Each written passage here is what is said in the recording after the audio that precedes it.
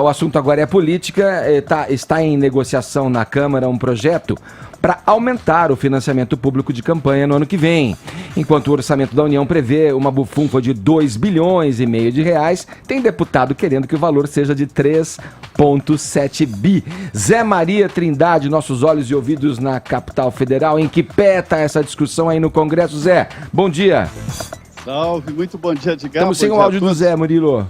Vamos ver se a gente pega o... Tenta de novo. Ali, Zé, tá ouvindo a gente? Alô, Trindade? Câmbio. Trindade, tá me ouvindo?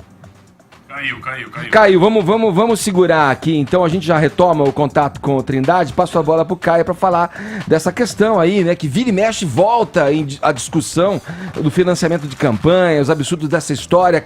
Tem já a verba do partido, tem a verba de campanha. É muita grana saindo do nosso bolso para alimentar aí esses políticos, né? Pois é, Edgar, já ouviu falar da estratégia das tesouras? Geralmente ela é aplicada no campo ideológico, né? Você tem dentro de uma mesma corrente, ou seja, que aponta na mesma direção, você tem uma corrente mais, uma subcorrente, assim, vamos dizer assim, um grupo mais radical e um grupo menos radical.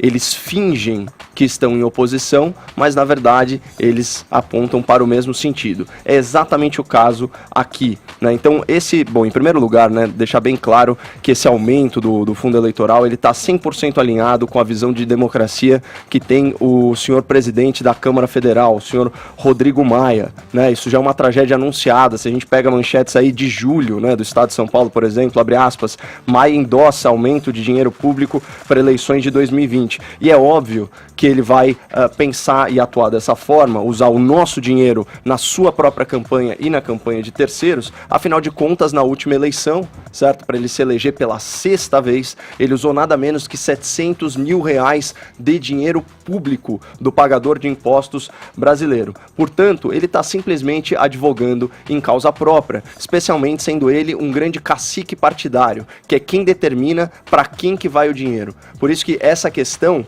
né, do fundo partidário, do financiamento público, né, de partidos e campanhas eleitorais é um grande óbice, é um grande obstáculo à renovação política. Agora, por que eu falei da estratégia das tesouras? Porque, na verdade, o deputado Cacá Leão, do PP da Paraíba, que era relator da LDO, portanto a Lei de Diretrizes Orçamentárias, ele havia previsto, no seu relatório, um aumento de 2 bilhões nesse fundo eleitoral. Então ele saltaria para 3,7 bilhões de reais, isso para as eleições municipais de 2020. Aí vem um outro pessoal, certo? Por meio do projeto de lei orçamentária, a tal da PLOA, né, como o pessoal fala, né, o acrônimo, e joga esse valor um pouco para baixo, 1,2 bilhão para baixo, para 2 bilhões e meio. Mas mesmo assim, a gente está falando de um aumento de nada menos que 48%.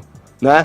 Eu tive uma experiência interessante no programa Pânico, porque houve uma interpelação extrajudicial para ativistas do movimento nas ruas, por terem chamado deputados a favor desse aumento escabroso de vagabundos. Né? Aí me perguntaram se isso de repente poderia configurar crime, injúria, esse tipo de coisa. Eu falei, olha, não necessariamente, porque existe um lastro aí na realidade, certo? Nessa adjetivação. Até porque isso pode ser uma força de expressão, né? Uma figura de linguagem, uma hipérbole. Vagabundo é quem não trabalha, correto? Você usar dinheiro público para satisfazer uma necessidade pessoal é pegar um atalho, portanto é trabalhar menos. Então, sinceramente, o parlamentar que votar a favor desse aumento de financiamento público, ele pode ser considerado vagabundo, sim, porque ele vai trabalhar bem menos. Ele não vai ter que mobilizar, sejam muitos doadores doando um pouco, ou sejam poucos doadores doando muito dentro das regras eleitorais para financiar um projeto que, em última análise, é sempre mais pessoal do que público. Partidos políticos são organizações privadas, eles deveriam se espelhar no financiamento de associações, clubes esportivos, igrejas que vivem às custas dos seus associados. Qual a representatividade de um partido que não consegue arregimentar pessoas, né, sejam elas voluntárias ou mesmo doadoras, para uma causa? Não tem representatividade nenhuma. Então, assim, isso daqui são aqueles, vamos dizer assim, aqueles resquícios de velha política que ainda insistem em aparecer no noticiário. E vamos combinar, né, que no contexto de cortes orçamentários, imagina o que o ministro da Educação, que nós tivemos oportunidade de entrevistar aqui, não conseguiria fazer com essa verba extra bilionária que vocês estão usando assim de forma absolutamente vagabunda, para usar a expressão ao qual me referi, e financiar seus próprios projetos de perpetuação no poder. Ô Trindade, você sempre lembra, né, e usa sempre uma frase aí, que se tem uma coisa que político aí na Câmara, aí no Congresso persegue, é o dinheiro, né? Essa é uma anomalia, né, Zé, do sistema político brasileiro. Essa reforma tem que sair. Né? É um absurdo a gente ter que bancar aí mais de 30, quantos são, Zé? 33, 36 partidos, é muita coisa. De partido 33 que só existe para ter ali o seu quinhão ali, a sua verba, que só funciona orbitando em outras legendas e só se faz valer pelo benefício desse fundo partidário. Aí quando vem eleição é mais uma descarga de dinheiro público em cima disso. Quer dizer, é um tipo de reforma que deve ser implementada também com a mesma força e veemência, Zé, como a que foi feita na Previdência, que todo mundo sabia do ônus político que isso poderia representar, mas reconhecia a necessidade para que o país tivesse um respiro ali, né, na sua situação econômica. Agora, por que ninguém se manifesta, Zé? Por que isso não une a nação e as pessoas não saem à rua contra esse absurdo que é de dinheiro que vai aí aos borbotões para as contas dos partidos? É uma anomalia que tem que ser corrigida e todo mundo deve se unir em torno disso e protestar contra isso. Não é possível que isso continue. Olha, Edgar, se uniram, protestaram e inviabilizaram a primeira tentativa, que foi de incluir esse assunto na LDO, a Lei de Diretrizes Orçamentárias. A guerra agora é quanto ao orçamento para o ano que vem. Edgar, vamos combinar uma coisa. Eu costumo dizer que o deputado e o senador só pensam naquilo, né? Ou seja, o financiamento, né? Antes era o seguinte, as empresas pegavam dinheiro público, que eu fico ofendido quando alguém fala em doação para a campanha eleitoral. Ninguém doa 10 milhões. Imagina. É o almoço grátis, né, Zé? Não tem. Não tem. Dizem que nem na casa da sogra mais, viu? Acontece o seguinte, antigamente, até 2015, quando o Supremo Tribunal Federal proibiu, os políticos iam nas empresas que buscavam dinheiro nos cofres públicos. Agora a injeção é direta, dos cofres públicos para a campanha eleitoral. Nós não estamos falando naquele fundo partidário, e sim no fundo eleitoral do ano que vem, um ano de eleição. Então, hoje seria 1 bilhão e 700 milhões. O orçamento, assinado pelo presidente Jair Bolsonaro, veio já com aumento, 2 bilhões e 500 milhões.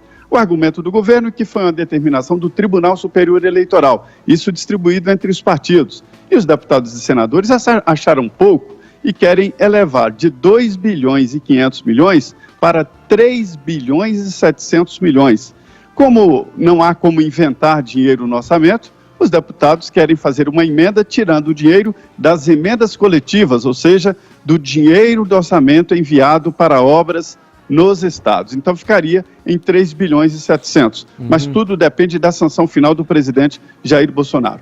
Só para ter uma ideia, Edgar, se ficar os atuais 2 bilhões e 500 milhões, o partido que mais vai receber dinheiro é o PSL e o PT. A diferença é muito pequena. O PT ficando com 250 milhões de reais e o PSL com 249 milhões e 900 mil reais. Ou seja, os dois ali recebendo mais ou menos 250 milhões de reais. O PP seria o terceiro com 172 milhões e 300 milhões, e ali a lanterninha, o PMB com 1 milhão e 500 mil reais.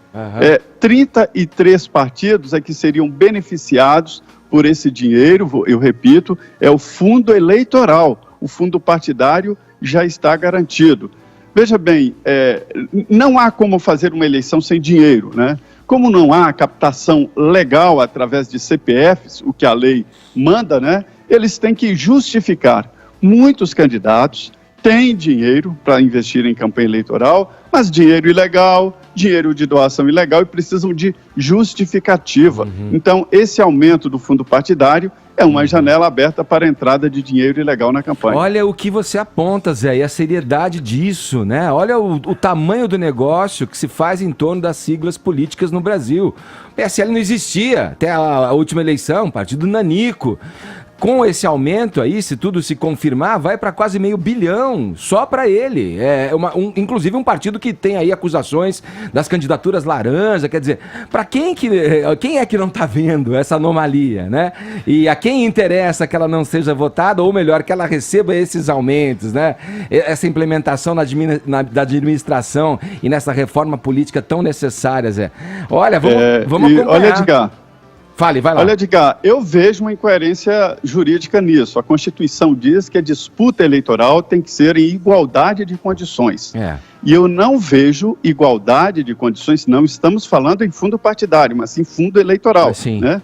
Eu não vejo igualdade de condições quando o PT e o PSL recebem o mesmo, 250 milhões de reais, e o PMB 1.500.000. Isso não é igualdade. Da mesma forma, a distribuição do horário eleitoral de rádio e TV. Isso não é igualdade. O que acontece? Deputados e senadores é que fazem essa distribuição. Aí entra aquela história, né?